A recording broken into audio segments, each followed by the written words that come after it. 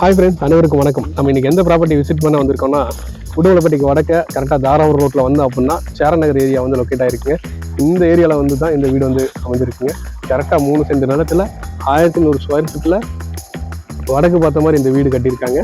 2 bedroom, hall, kitchen வசதி கொண்ட வீடுங்க. வாங்க வீட்டை போய் உள்ளே பார்க்கலாம்.